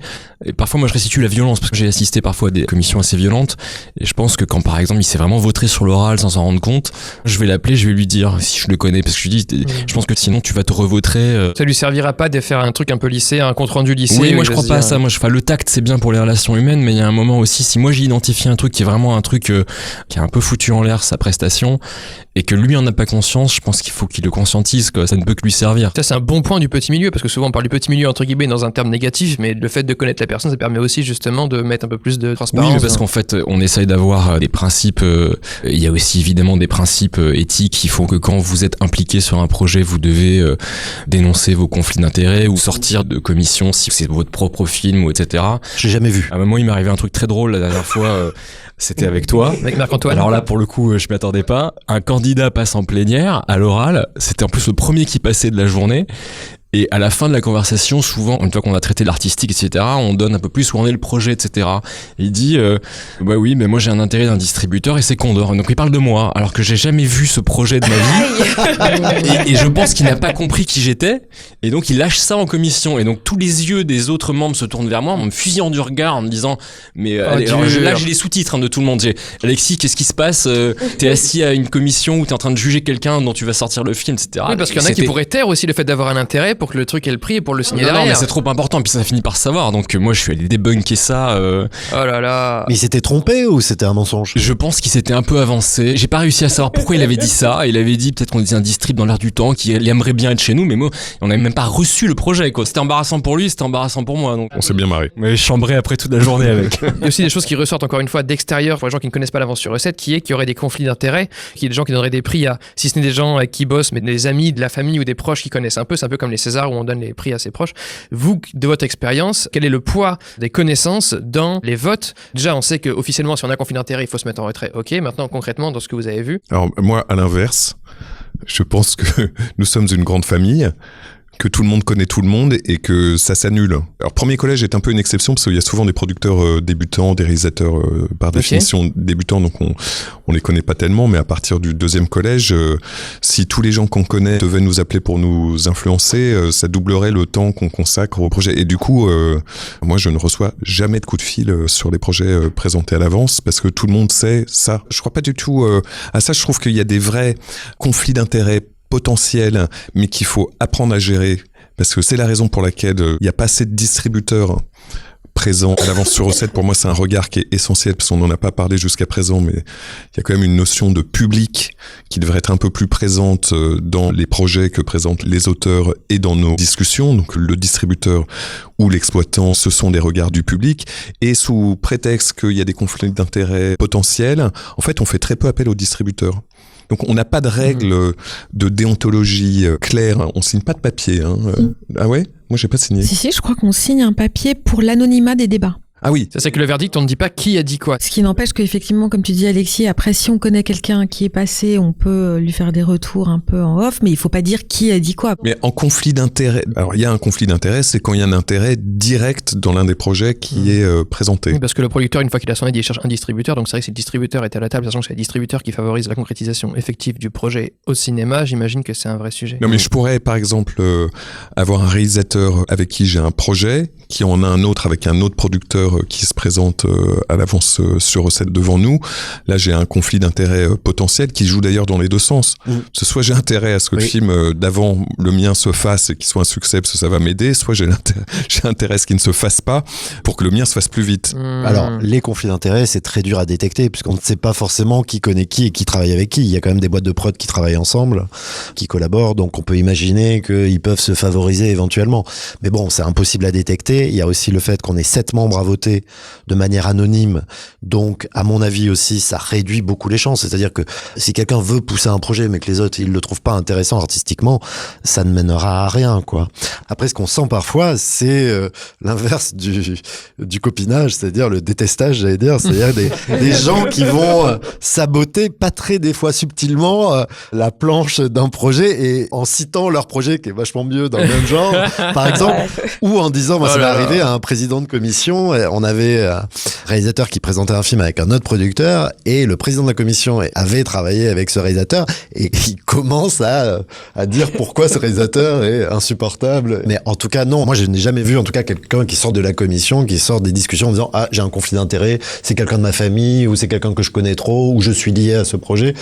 Je n'ai jamais vu ça. Moi, c'est arrivé une fois. Enfin, il y avait un procès en cours. Ouais. Enfin, on sentait qu'il y avait un vrai problème entre les deux et que du coup, il fallait qu'il sorte à ce moment-là. Ça pouvait influencer peut-être son vote. Moi, j'ai vu quelqu'un sortir par éthique parce qu'il ne supportait pas le candidat qui allait arriver. C'était assez comique. On peut se retirer en fait à sa guise comme on veut pour. Là, c'était étonnant, tout le monde s'est regardé parce que ça fait une voix en moins, donc c'était problématique, mais c'était assez. Moi, je crois que le temps de l'avance sur recette, c'est toujours les mêmes, le copinage, etc., est un peu passé en raison d'ailleurs de la réforme des présidences, parce que avant il y avait un président unique pour l'ensemble des collèges. Et puis maintenant, il y a une coprésidence pour chacun des collèges. Donc ça équilibre un peu les forces, les pouvoirs, les goûts. Ça s'est beaucoup assaini de ce point de vue-là. Est-ce que vous voyez parfois candidater des projets dont le réalisateur et le scénariste ne sont pas la même personne? C'est qu'en France, on a vraiment une culture du réalisateur-scénariste. Et si ça arrive, quel est le sort de ces projets en général en moyenne? Je crois que c'est pas possible. Si. Alors, le réalisateur n'a pas forcément coécrit oui. tous les projets, non. Moi, ça m'est arrivé, je pense. Ah oui? Moi aussi, ça m'est déjà arrivé. C'est ça qui peut être ironique, c'est que parfois, c'est le réalisateur qui vient à l'oral, le scénariste n'est pas là, et le réalisateur n'a pas écrit le projet. Et c'est le réel qui défend le texte du coup? Oui. Moi, toutes les fois où c'est arrivé, le réalisateur était présent et le scénariste aussi. D'accord. Donc du coup, on avait 2 fois plus de force sur la vision du scénario et aussi la vision de la réalisation. Mais c'est rare, oui. En général, il y a un co-scénariste. Okay. C'est-à-dire qu'il y a l'auteur-réalisateur et un co-scénariste qui est là ou qui n'est pas là. C'est vrai que moi, j'ai pas d'exemple en tête d'un scénariste et d'un réalisateur complètement disjoints. Moi, je l'ai pas vu sur l'année écoulée, mais c'est aussi le fruit de notre culture post-nouvelle vague, hein. C'est l'auteur-réalisateur. C'est vrai que souvent aussi, il y a des sujets personnels, en fait. Il y a beaucoup de réalisateurs, souvent en ASR1, peut-être, qui sont liés au sujet d'une manière ou d'une autre, soit parce qu'ils ont fait des documentaires sur le sujet, ou qu'ils ont beaucoup travaillé sur ce sujet en tant que bénévole, par exemple, avec les réfugiés, comme tu disais, ou c'est une histoire personnelle, etc. Ça, c'est toute l'histoire du cinéma français, et je suis pas sûr qu'on arrive à changer ça. Moi, historiquement, effectivement, j'ai connu que des films d'auteurs-réalisateurs. C'est vraiment l'écrasante majorité. J'ai le sentiment que s'il y avait vraiment un film de producteur à l'américaine, le prod qui montrait ça le ferait parce qu'il sait le financer, donc il irait pas chercher l'appui des instances publiques. Donc je pense que par construction, ça s'explique aussi le fait qu'on croise pas ces attelages-là, quoi. Ça arrive en animation, en fait, que le réalisateur ou la réalisatrice ne soit pas co-auteur du projet, par exemple. Mais il me semble qu'en avance sur recette de genre, c'est arrivé aussi. Moi, je l'ai vu 1 ou 2 fois, mais c'est très très rare. Quelles sont les principales leçons que vous avez tirées vis-à-vis du scénario de votre expérience à l'avance sur recette? Aucune. Personnellement, c'est-à-dire qu'il n'y a pas un type de projet en particulier, alors sauf effectivement à écarter les films commerciaux grand public parce que l'avance sur recette n'est pas fait pour ça, c'est-à-dire que c'est un système sélectif qui est fait pour soutenir la création et la diversité. Donc comme tu disais, les films de studio, voilà. Mais sinon, ça dépend tellement des projets qu'on a en face et de la composition de la commission et de la dynamique qu'un projet peut ne pas passer à une commission et passer à la commission suivante. Je parle pas des projets qui ont été réécrits. Donc, ça m'a pas éclairé en tous les cas. Okay. Et tant mieux d'ailleurs, parce qu'il faudrait pas que ce soit une école de scénario non plus. Ce que j'ai appris, en revanche, c'est plus sur l'oral, peut-être, des choses à ne pas faire sur la présentation. Mais après, c'est très difficile parce que il y a quand même une sincérité. Enfin, tu peux le dire pour partager. Des gens qui sont trop confiants, par exemple, peut-être. Ou au contraire, ce que j'ai vu moi aussi, c'est un attelage. Le producteur et le réalisateur, on a l'impression qu'ils se sont jamais parlé avant. Mais bon, en même temps, moi, ça me viendrait pas à l'idée, quoi, parce que moi, je travaille avec les mêmes producteurs depuis tellement longtemps qu'on a une complicité. Mais de voir qu'il y a aucune complicité entre ce producteur et réalisateur, c'est aberrant, quoi. C'est vrai que quand on est membre, on est entre guillemets confortable parce qu'on voit quelqu'un qui joue sa vie, comme tu disais, et nous on voit ce qu'il faut faire ou ce qu'il faut pas faire. Et effectivement, parfois les gens qui veulent faire passer trop d'idées, en fait, ils parlent de leur film, mais ils en parlent mal parce que finalement c'est plus ce qui est important dans leur film. Et moi, je conseillerais de se concentrer sur 2-3 idées max qu'on veut vraiment faire passer parce qu'on a très peu de temps. On n'a même pas 15 minutes presque parce que c'est 10 minutes et puis après il y a des questions éventuelles. Il faut vraiment préparer cet oral en se disant voilà, je vais faire passer 2-3 idées importantes sur mon projet et peut-être aussi un lien personnel avec le projet que j'ai envie de transmettre et qui est difficile à transmettre sur le papier, qu'on peut plus transmettre à l'oral. C'est aussi valable à l'écrit, parce que moi j'ai été lecteur et des fois sur une note d'intention on peut avoir 20 intentions à la suite, une ligne égale une intention et ça s'enchaîne et à la fin on sait plus où on veut. Donc ne pas se disperser sur l'intention, c'est aussi un truc. Oui, aller sur l'essentiel. Mais c'est très difficile en fait parce que en vous entendant, je pense que tout le monde se prépare. J'exclus effectivement, il y a des oraux catastrophiques de gens qui n'arrivent pas à parler. Or, ça c'est important parce qu'on se dit après tout, on peut être réalisateur et ne pas arriver à parler parce qu'on n'est pas homme politique, quoi. Mais en même temps, être réalisatrice, c'est aussi diriger une équipe, c'est aussi communiquer son projet. Donc même maladroitement, il faut pouvoir en parler. Mais c'est difficile parce que il faut aussi préserver une sincérité et donc il faut pas que ce soit non plus trop préparé. C'est-à-dire que des fois, il y a un peu le truc programmatique, première idée, deuxième idée, troisième idée, hop, le producteur qui en va, et il y a quelque chose un peu voilà. Scolaire, Et des fois, je sais que moi, j'ai été touchée par quelque chose qui se passait au moment pas se surpréparer, savoir choper un truc d'une conversation. Donc en fait c'est vachement difficile. Mais c'est important ce que tu dis quand même, le fait qu'un réalisateur doit apprendre à défendre son projet parce qu'il va le défendre avec un distributeur. Quoi, dans l'ordre du financement, il doit quand même parler d'abord à un distributeur, le convaincre, parler aussi aux chaînes de télé, à la région. Alors même si ça passe beaucoup par des notes d'intention, il y a aussi parfois des moments où il y a des euros ou des rencontres et donc c'est vraiment des moments clés. C'est vrai que de participer à l'Aventure Recette, si jamais on peut être en plénière, même si on ne l'a pas, c'est une expérience qui est très importante et je pense qu'il faut... Alors il y a un truc, je me souviens d'un candidat qui avait lu intégralement sa feuille. Alors ça ne passe pas du tout. C'est horrible. Et ça arrive assez souvent de lire intégralement, je pense que c'est parce qu'ils sont tétanisés, un discours, je peux comprendre. Et là, c'est pas possible parce que c'est quand même une conversation, on a besoin de se regarder dans les yeux à un moment et de sentir que tout n'est pas préparé. Après là on parle de la plénière, mais même avant, enfin moi j'ai parlé beaucoup avec des scénaristes qui n'osaient pas justement postuler aux Aventures Recettes parce que ils avaient des a priori, vraiment peut-être l'audace. Le fait de passer cette marche-là et d'y aller parce que c'est ouvert à ça. Rappelons que tout le monde peut candidater, comme on a dit tout à l'heure, il ne faut pas s'en priver. Ouais. En fait, on cherche à éviter les recettes, donc je suis un peu comme tu dis, Cécile. Heureusement qu'il n'y a pas de petits bréviaires en 10 points de savoir ce qui passe à coup sûr parce que ça voudrait dire que c'est une recette et souvent le fait de se dire le film suit une recette ou le script suit une recette, c'est un reproche qu'on fait sur des films. Non, parce qu'on parlait tout à l'heure de qualité technique du scénario et en même temps quand on met trop de technique peut-être ça peut être aussi un truc qui d'un coup bascule dans le négatif. Ouais, c'est vrai, parce que tu peux avoir un truc qui est parfaitement carré mais qui est sans âme ou qui est pas habité, c'est là où on est vraiment dans la tension entre la technique et l'humain ou l'artistique ou le geste, quoi. Est-ce que ça vous est déjà arrivé qu'un projet qui a eu une réécriture parce qu'il a pas eu l'aide tout de suite et effectivement eu l'aide derrière et donc comment la réécriture a joué? Alors moi je vous en parler parce qu'en tant qu'auteur c'est une grande question de savoir si on suit les recommandations du CNC ou pas, sachant qu'encore une fois les membres d'une commission changent et les regards changent, donc c'est un vrai problème. J'ai vu moi des scénarios qui ont été réécrits dans le bon sens et qui ont convaincu. Et alors, ce qui peut se passer aussi, c'est que on se perd totalement. C'est-à-dire que tu parlais de boussole tout à l'heure, et moi, en ayant eu les retours du CNC, encore une fois, il faut pouvoir, et là, le rôle du producteur est très très important, ne pas perdre sa boussole. C'est-à-dire, il faut maintenir son cap, mais être capable d'entendre si une remarque revient très souvent. Et c'est pas seulement le CNC, c'est aussi les lecteurs auxquels peuvent faire appel les producteurs ou les amis, etc. Il faut pouvoir trier là-dedans et garder sa boussole.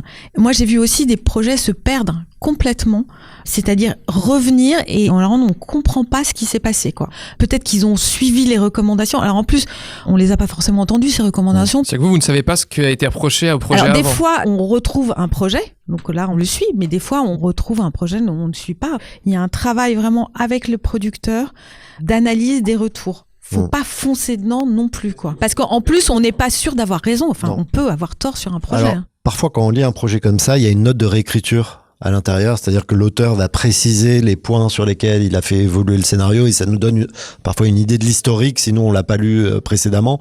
Mais alors vraiment là j'appuie ce que dit Cécile, c'est que il y a vraiment un recul à avoir parce que déjà effectivement il y a les verbatims qui sont donnés par le CNC, mais qui sont aseptisés quand même comme tu le suggérais, c'est-à-dire que il y a pas la violence parfois des débats et parfois c'est dur de comprendre ce qui est reproché exactement parce qu'on peut avoir des arguments dans les deux sens, donc on sait pas. Mais ça dépend parce qu'il y a des fois où nous, à l'intérieur d'une commission, on est très clair, on arrive à expliquer très clairement pourquoi ça ne nous a pas plu, et des fois, ça ne nous plaît pas pour des raisons différentes, Exactement. où là, le verbatim, il est mou, alors du coup, on se réfugie dans des phrases un peu toutes faites de, je sais pas, moi. Approfondir le personnage. Ça manque de profondeur des personnages, bah alors, merci. Ouais. En tout cas, il y a un truc, c'est qu'il faut pas être un bon élève, je pense. C'est-à-dire, il faut pas se dire, voilà, le CNC a dit ça, donc faut que je fasse ça. Ça serait vraiment l'erreur, parce que comme tu dis, les membres peuvent changer, la commission peut changer, tout peut changer. Il y a une statistique aussi qui fait que, il y a aussi un côté, c'est comme quand on voit les projets des producteurs, les producteurs sont très sollicités, ils donnent une raison parce qu'il faut en donner une, mais des fois, Tout à fait. c'est pas parce qu'on suit cette raison que la personne pourra plus la capacité d'accepter ce projet-là. Il y a aussi Oui, d'autres et puis trucs. parfois, la singularité du projet n'est pas comprise au départ, donc on va l'amener vers là, alors qu'il faudrait au contraire creuser cette singularité. Donc c'est ça où c'est difficile de maintenir sa boussole. Oui. Quoi. Ouais, Faut En être tout cas, sûr, il faut pas s'arrêter à un nom de l'avance sur recette et il faut se recentrer avec son producteur. Mais c'est vrai qu'on peut pas se baser sur le retour de l'avance sur recette pour se dire ah c'est sûr on va l'avoir la prochaine fois ou ce genre de choses. Et moi, mon expérience, c'est que ça arrive rarement en fait. C'est-à-dire qu'effectivement un projet peut un peu évoluer, mais c'est pas ce qui compte. Donc ça arrive vraiment que quelqu'un qui ait suivi les trucs et ensuite derrière. Non, mais il peut réécrire son projet, il va peut-être même l'améliorer, mais c'est pas pour ça déjà qu'il va l'avoir, parce que ça dépend de la concurrence, c'est ce qu'on disait. Et ensuite, c'est peut-être qu'il y a un défaut dans le projet, dans la manière de traiter le sujet, ou dans... qui est structurel et qui en fait on peut pas Bah, revenir que dessus. même s'il réécrit, il passera Ça pas, en change, tout cas, au ok. CNC, quoi. Moi, c'est mon expérience. Moi, comme je suis suppléant, je suis jamais tombé sur un projet que j'ai réussi à suivre, en fait. Donc, effectivement, il y a un côté un peu virtuel, parce que quand on nous soumet les projets, on nous donne une petite feuille pour dire quel est l'historique. Est-ce que c'est la deuxième, la troisième fois qu'il soumet? Est-ce qu'il y a une réécriture, etc. Mais moi, à chaque fois qu'il y a eu des réécritures, je n'ai vu que la version finale du projet, donc j'ai jamais de vue comparatif. Après, moi, je me fais souvent la réflexion en tant que distributeur. Moi, j'achète pas mal de films en festival encore. Je suis un distributeur qui fait pas mal de films étrangers ou des films que j'ai pas lus au départ. Et souvent, je me dis, mais si j'avais lu ce film avant de l'acheter sur Film Terminé, est-ce que je l'aurais acheté en fait? Un de nos plus grands succès, c'est un film qui s'appelle Ceux qui travaillent avec Olivier Gourmet, qui est un film qui a raté son préfinancement en France. Donc, c'est un film suisse et belge, alors qu'il a beaucoup de caractéristiques françaises, mais parce qu'il a pas réussi à avoir aucun guichet de financement. Et la force du film, ce qui fait qu'on a réussi à le sortir, c'est qu'il a un héros très antipathique. Olivier Gourmet joue un type qui est vraiment détestable. Et souvent, quand j'entends les notes de réécriture, on dit vous avez pas assez humanisé vos personnages, on comprend pas assez comment ils fonctionnent, Trop etc. diabolisé, des fois c'est un truc qui revient. Ouais. Ouais, en fait, je me suis dit, mais si on avait demandé d'arrondir ce personnage, ça aurait pas marché. En fait, le film marche parce qu'il est anguleux et qu'il y a un truc auquel on n'adhère pas, quoi. Ça m'interroge sur. Mais forcément, on a tous des filtres et des guides quand on veut bien faire et dire tu devrais réécrire dans ce sens-là. Mais en réalité, est-ce que c'est dans le bien du Oui, il film? y a un risque à lisser en C'est fait une le vaste projet. question, mais c'est la question en fait de la standardisation, quoi. Est-ce que c'est pas le propre des commissions de un peu éliminer les films trop clivants, puisqu'on va voter et on va... Forcément, ça Il y va a être un une consensus. moyenne, un consensus. Après, c'est vrai que de toute façon, l'art cinématographique, c'est de séduire le public. Donc, c'est d'attirer le plus de gens vers une proposition. Donc, si déjà on n'arrive pas à mettre les gens d'accord dans une commission, mais ça peut être parce qu'un projet est trop extrême dans un sens ou dans l'autre. Ça arrive aussi. Oui, ça, c'est sûr. Alors là, quand on est producteur, je dirais il y a autant de retours qu'il y a de lignes sur un plan de financement. C'est-à-dire, nous, on est dans la schizophrénie permanente. Hein. On va voir un distributeur, il nous dit ah ça c'est bien, mais ça c'est pas bien. On va voir la chaîne de télé, il dit l'inverse. Donc comment est-ce qu'on restitue tout ça à son réalisateur avec qui on travaille, c'est extrêmement complexe. La réécriture n'est pas forcément commandée par les retours du CNC non plus. C'est juste le travail de maturation entre le producteur et ses auteurs, les autres retours auxquels il a été confronté concomitamment, qui fait qu'on continue toujours de travailler les scénars jusqu'à la veille du tournage. Oui. En plus, on a une façon un peu de gérer le flux quand on est dans cette commission, notamment quand le niveau moyen est très bon, ce qui arrive. On a tendance à ajourner les projets dont c'est la première présentation, sachant qu'ils ont 2 autres tentatives, en disant oui, ça serait bien de réécrire tout ça. Enfin, on en fume un peu le truc. et à l'arrivée, ce temps est utilisé à bon escient et on a des nouvelles versions. Il y a un côté file d'attente, quoi. Genre, oui, faites la queue comme tout le monde. Il y a un côté file d'attente, ce qui, moi, m'énerve énormément. Parce que des fois, on est amené à relire des projets qu'on n'avait pas aimés, qui n'ont pas été significativement réécrits. Mais de temps en temps, il y a des réécritures très positives. Je suis du même avis un peu que Cécile. Enfin, le piège, c'est peut-être de s'écarter de ce qu'on voulait vraiment écrire. C'est arrivé sur plusieurs projets.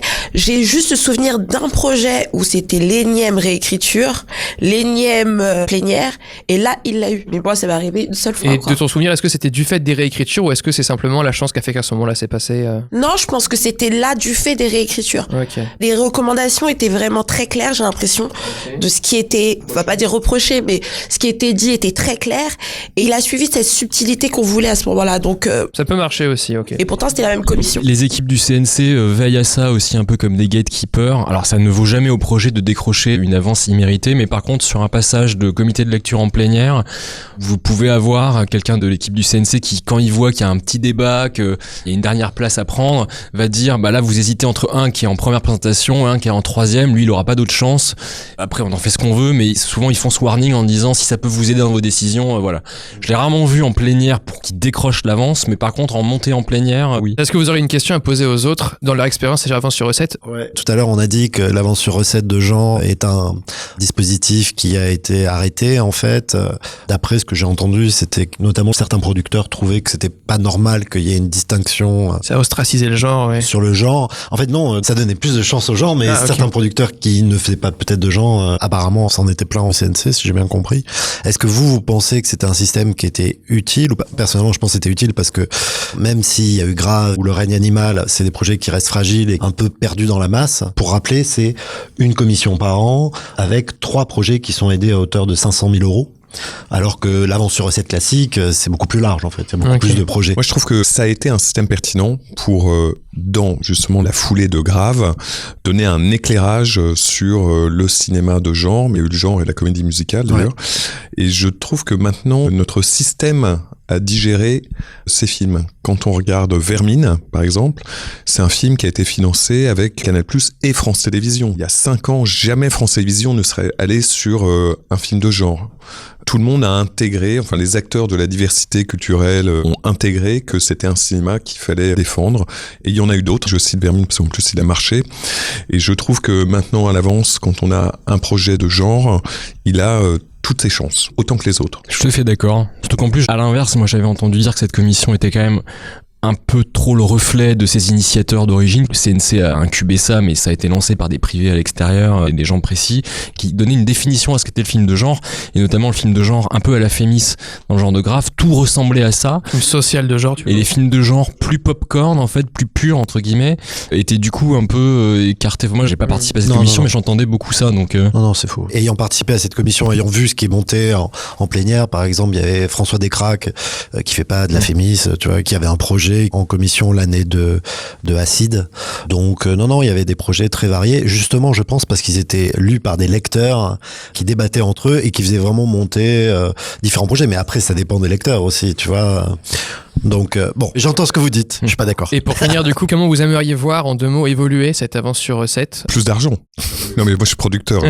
Beaucoup plus de diversité dans les profils. Dans les membres de la commission? Ouais, dans les membres de la commission. Le cinéma français, c'est quand même un milieu très bourgeois. Parisien. Très parisien, très bourgeois. Des fois, ça manque de diversité. Alors, peut-être parce qu'ils ont du mal à recruter le CNC. Ils font un effort sur ça, mais j'aimerais voir des gens qui représentent aussi des familles différentes de cinéma. Il n'y a pas assez de techniciens.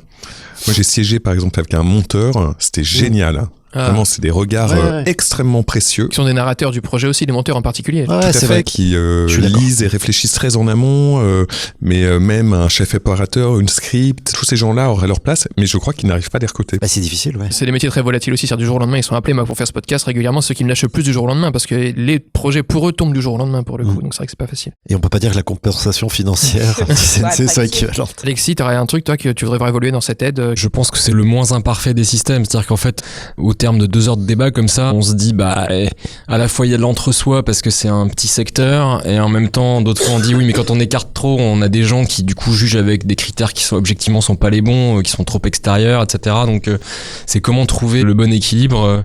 Mais je trouve que tout le monde en a conscience, que ce soit au CNC, ceux qui encadrent ce processus, que ceux qui acceptent d'y participer. Moi, je suis quand même heureusement surpris de voir qu'il y a une espèce de conscience collective qu'il faut faire ce travail. Et je pense que s'il y a des idées pour améliorer, le CNC pourrait les entendre. C'est pas figé, quoi. J'ai l'impression que c'est un système qui sans cesse se remet en question et bouge, qu'il n'y a pas de recette idéale. Mais en tout cas, moi, je perds jamais de vue que c'est quand même un système absolument merveilleux, quoi. Même si tu l'as jamais eu. Même si je l'ai jamais eu, je pense que j'aurais réussi à dire cette phrase 4 fois dans ce podcast. Donc je ne l'ai jamais eu, mais je trouve quand même que c'est un système absolument merveilleux. Et quand je vais à l'étranger, et les réalisateurs de l'étranger nous envient, c'est unique au monde.